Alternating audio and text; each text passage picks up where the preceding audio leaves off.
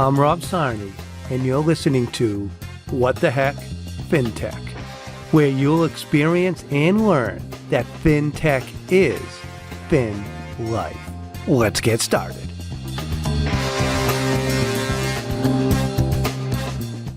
Hi, everybody. We have a great episode for you today. We have Mark Zheng with us today, deep AI guy, deep in the whole AI ecosystem here in Boston and Massachusetts. And a little fun fact for you is that Mark and I knew each other 27 years ago. We worked together at Fidelity Investments. We were crushing it in IT, doing great things in the corporate finance IT space, enterprise-wide. And it shows you the power of your network and your personal brand. Mark and I connected just about probably about 6 months ago, and we've been collaborating together, doing all sorts of fun stuff together. So it just shows you how the people you know, and for the younger people watching us right now, hey, like Mark, we got reconnected after 27 years, and now we're crushing it in the AI space and in the fintech space, and a lot more because of what Mark is doing, which you're going to hear about. So Mark, I'm going to hand it off to you, because we have a little gap, right? I don't know you full. Like we worked when we were both young and good looking together, and yes, you obviously you still are. And how did you were at Fidelity doing IT work, and then now you're the main guy doing AI stuff across Boston. How'd you get there? And I'd love to hear your thoughts on what you're doing now. Well, we'll talk about that later. But let's get us to like a little background until today, and then we'll talk about some of the other stuff. Sound good? Yeah, sounds good. And thank you so much. It's quite an honor to be invited to have a conversation with you, kind of share some of the journey that I went through. And in particular, the point you are making is talking to young friend, keep the relationship, keep it going, and subsequently it will just come to some pretty nice outcome. So that's a connect the point that you are making. And yes, we have a history back a long time ago. And at the time, actually, you are my manager. So under your management, we actually have some very fun time together. I learned some skill. In particular, from the system side, went through some of the training and learning, pick up both in terms of talking to the business side person, those accounting people, very friendly, and then also be able to do some coding and also connected with some QA people as well. So it's all the 9 years that I got experience in Fidelity, such a great institution. So that's the part that I actually treasure a lot. Now, in terms of the part that we haven't really connected, and I want to briefly share about the things that I did over the time. And if it's taking too much of time, you can just stop me in the middle. So that's okay too. Sure. So, yeah. All right.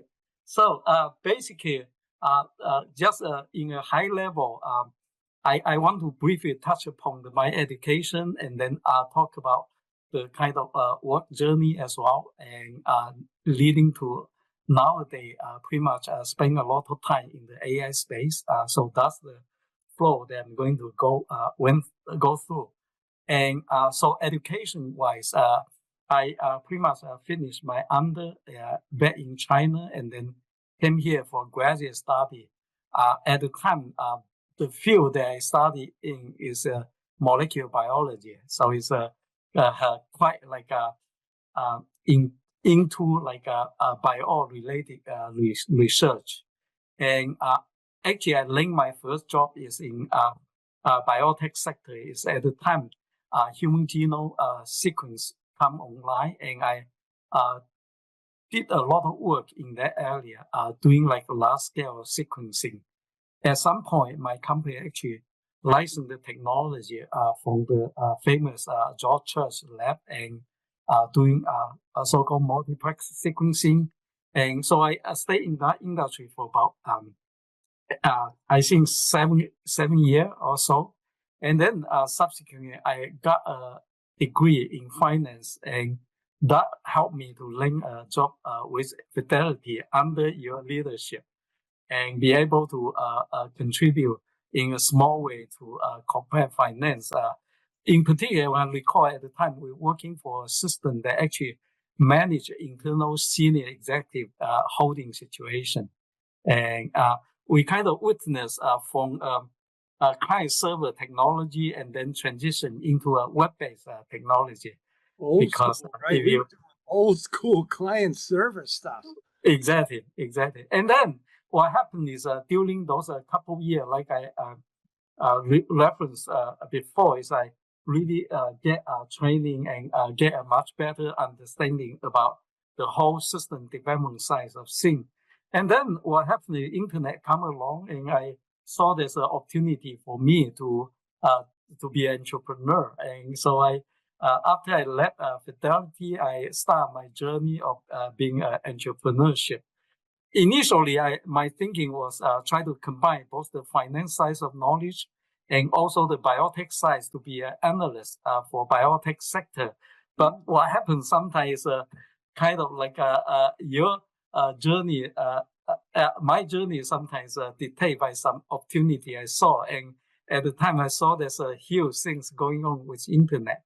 And that's why I jumped into internet and got a team, develop a platform and try to went to market at some point, but didn't land the big funding I was hoping for.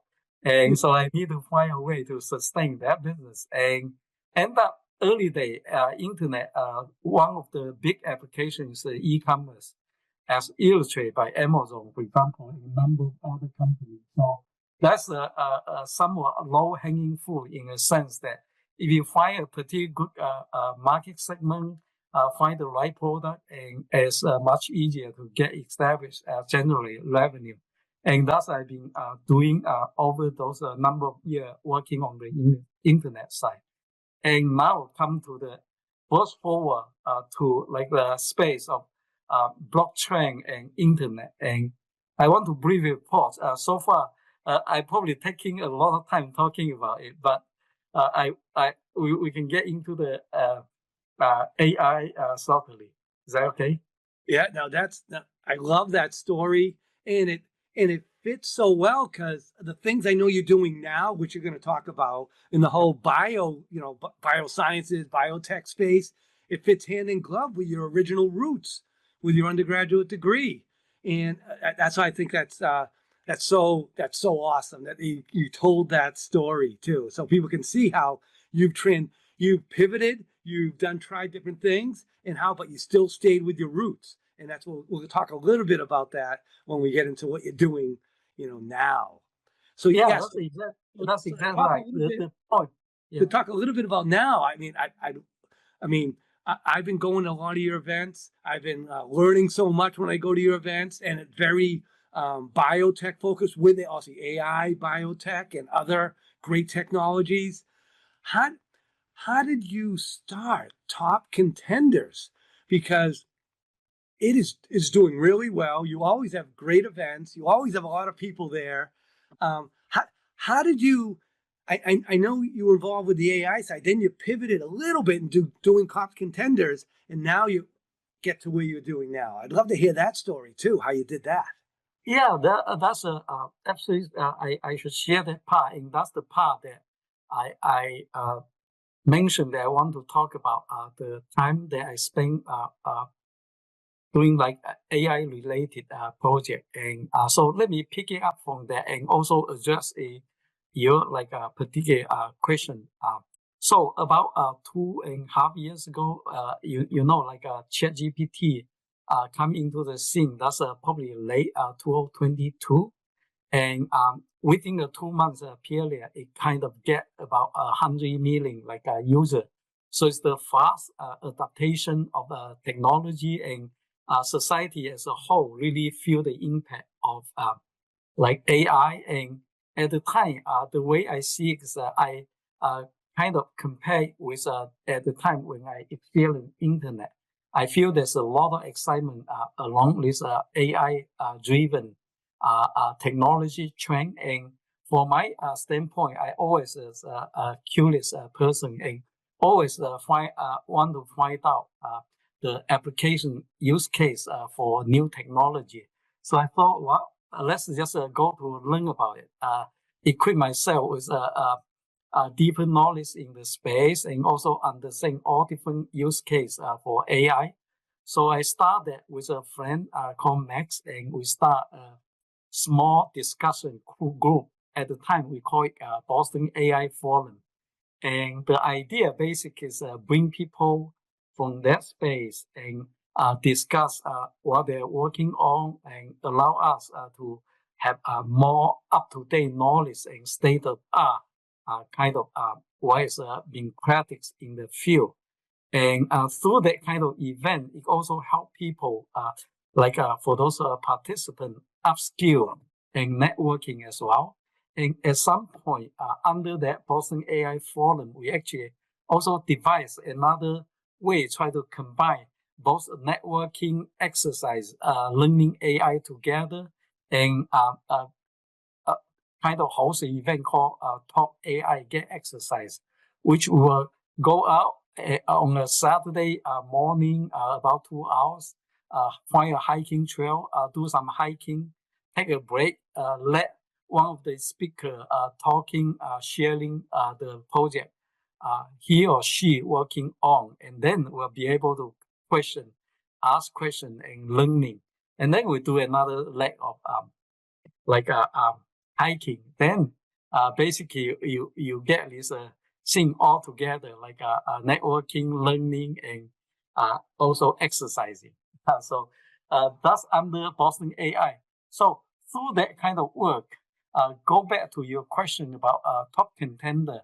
I come to connect with a lot of startup, particularly those startup team from Cambridge area, from those great institutions like MIT, which is really a great institution in terms of project-based learning. So there are a lot of students using what they learn and create some project. Eventually, some of them actually become a company. So there's a lot of company, a project like that kind of nature, participate in some kind of competition event. And also, of course, Harvard and other institutions like perhaps Babson, Boston College. And so there's just a rich soil in Boston area that really encourage students to be very creative, working on some startup project and create some very meaningful things also. And through this kind of work, I come to connect with many of them. And it gives me the opportunity to talk to some of the founders and find some of the projects they are working on, and some is quite inspiring. So I thought, why can I create a initiative really help to connect all these different institutions in just under one roof and allow them to share their story, to tell what they're working on, why they're pretty passionate about. So that in that kind of format, I think I created this top contender initiative. And with the kind of help from some of the great institutions like Microsoft, they provide a really, really elegant space for tech group to host event over there.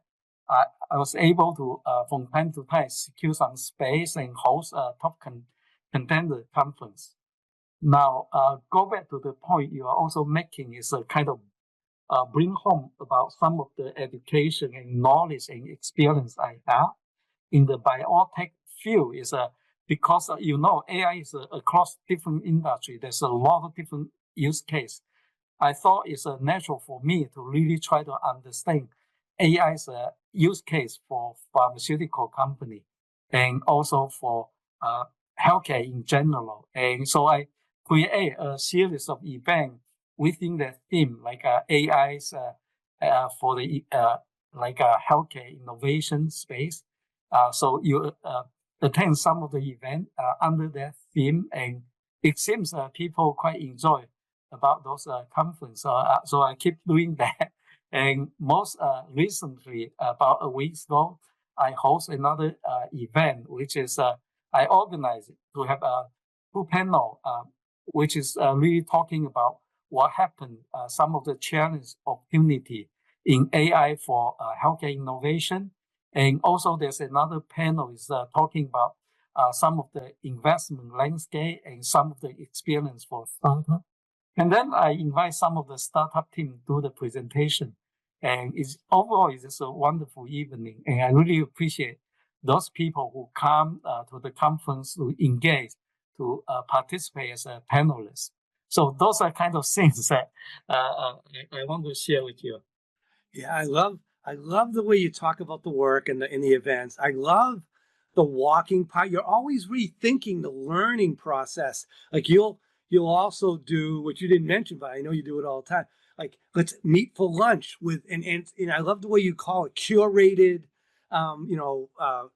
experts to talk together, either by breaking bread and having some great food, going on a walk, right? Taking learning to that new level, which I think it makes it more fun and interactive. And it's not just I'm in a seat watching. I mean, you have the events where you do have people seated and people presenting. You have that too, but you also mix it up really well to get in different environments, different places, which I think opens up the dialogue. So you're moving and you're talking. It's like you're at the kitchen table having a great time, right? Just talking, right? I love the way you think this stuff through. And yeah, exactly. Thank you so much for mentioning those too. And as I help support events, and we work on some events together too, which we'll talk about later. That's right. I steal a few things that you have because I love how you end every single event you have. You have everybody, whether it's 15 people or 100 people. You bring them all together and you take one big picture of everyone, just so everyone gets in the mix at the end. I stole that, because I stole that in an event that you were at. I go, that's like great. Yeah. I'm going to do that. That is unbelievable. So it brings the community. It starts out with a community, and you learn a lot, you network, and then you bring them back as a community for that last picture. And it makes for a great picture for LinkedIn or wherever you're posting your event. So I love the way you think through the learning and teaching process, and you bring in such unbelievable experts all the time. Like I've been to a quantum computing one. I was like, wow, right? And one of the other big things that I learned is, you had Fidelity private shares at your event too, right? Bringing it back to Fidelity, but a different arm of Fidelity. That's right. And I learned so much. As always, even when it's a biotech or whatever in the health services field event, there's always like 5 or 6 fintech people there too. So because there's such correlation, I think there from a challenge standpoint, but also on on because I think fintech and health tech together is magic. It needs each other because of all the costs and to make things more efficient. Because again, this is my take. You can disagree with me, Mark, but I mean, you have these super MDs, coming up with unbelievable ideas, working with startups or doing their own startups because they're so deep into the DNA and how to figure out cancer or genetics or whatever it is. And it's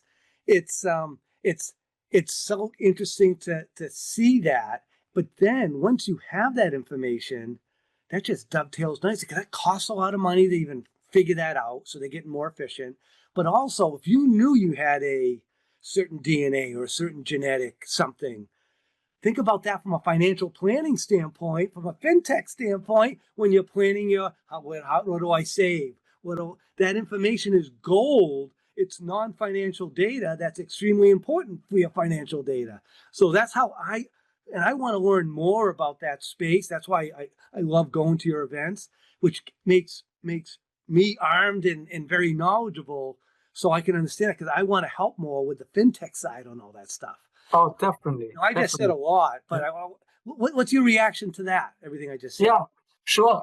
Yes. So what you stated, there's a number of things I want to briefly elaborate a little bit more. And from the event format, and then about the connection between fintech and healthcare, innovation, and there's a lot of things we can discuss. And I love the topic you brought out. So briefly on the format things, yes, I kind of love to sometimes using different way of meeting format so that I can engage, and also for my personal space learning, also I can get some value out of it as well. For example, I host a smaller event what you mentioned about is a more intimate like a dinner setting, and then usually we invite some speaker share a topic so that we have a more focused area that we want to talk about. And in that kind of format, also I usually invite people to do a self-introduction, and that allow people in a very efficient way to one people talking, number of people listen. So let's say around the table there's 15 people, so one voice to be heard by 15 people rather than one-on-one kind of somewhat noisy environment. So that's kind of structure, the format sometimes rely more. So I have this kind of dinner event, and then I have like I indicate, networking, structured networking event. And recently I secure a space that I have more frequent access to. So I love to hold some topic specific, including invite you to host some event related to fintech, and then get a bunch of people come together, small gathering, but we have more in-depth discussion. And on the topic of fintech and healthcare innovation, I think there's just so many interconnectivity there. For example, let's say you have some AI driven innovation that you can implement, then you would have to make a choice about what particular path that people should use, and you need to bring a cost angle into it. In that kind of scenario, what kind of outcome, what kind of financial choice people need to make, and you definitely need to bring that kind of component into it. Finance, what you point out to me before is just everywhere. Every business need to have that component into the consideration. It's not just AI; it's just permeate in every segment of every industry, every company. And so when you thinking about AI project, you always need to keep that part in mind, both in terms of the project itself, the kind of financial component that allow it to sustain, and also in terms of when you created the kind of customer you try to serve, what kind of financial consideration you need to provide for the customer as well. So some is more important or more obvious than the other, but always there's a component like that need to keep in mind. Please come back to part 2 with Mark Zheng, as Mark gets deeper into the comparisons of the biosciences field and the fintech field with AI, and how Agentic AI is a game changer. Thank you for listening to What the Heck, Fintech. Make sure you tune into our next episode as we continue to interview fintech leaders and share real-world stories from across the fintech ecosystem, so you can fully understand that fintech is fin life.